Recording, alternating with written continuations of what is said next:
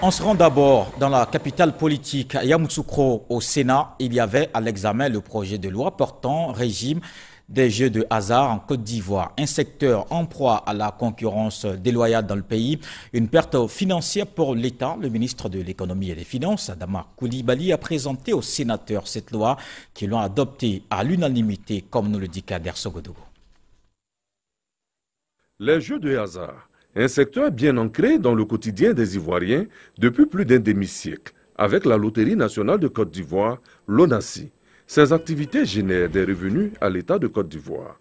De 2015 à 2018, la LONASI a déversé dans les caisses du Trésor public 20 milliards de francs CFA. Une mission sociale est aussi assignée à l'entreprise qui réalise des infrastructures communautaires de base, écoles, centres de santé et autres. Malheureusement, avec l'avènement d'Internet, d'autres formes de jeux de hasard ont vu le jour, ce qui crée une concurrence déloyale dans le secteur. Une étude réalisée en 2018 par la LONASI révèle qu'il est développé sur le territoire ivoirien un jeu illicite appelé Loto Ghanéen. Les organisateurs de ce jeu disposent de près de 5000 points de vente et réaliseraient au moins un chiffre d'affaires annuel de plus de 36 milliards de francs CFA. La fiscalité du secteur appliquée à ce chiffre d'affaires représenterait un manque à gagner d'environ 1,80 milliard de francs CFA pour l'État.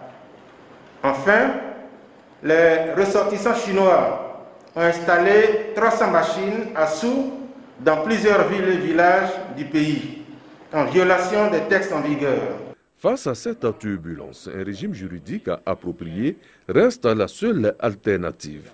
Après l'exposé des motifs et quelques questions des sénateurs, c'est à l'unanimité que le Sénat a voté oui au projet de loi portant régime juridique des jeux de hasard en Côte d'Ivoire. Une des innovations de cette loi, c'est la mise en place d'une autorité de régulation. Cette autorité de régulation aura pour mission de veiller en fait à la bonne régulation des activités du secteur des jeux. Il faut que le secteur fonctionne correctement parce qu'il y a des risques qui ont été identifiés à ce niveau. Le premier risque, c'est un risque de sécurité parce que vous savez que les gens vont jouer en fait dans les établissements de jeux de hasard et souvent ils peuvent risquer en fait de perdre de l'argent. D'autres personnes également ou bien d'autres structures peuvent par ce biais-là procéder à des blanchiments de ressources.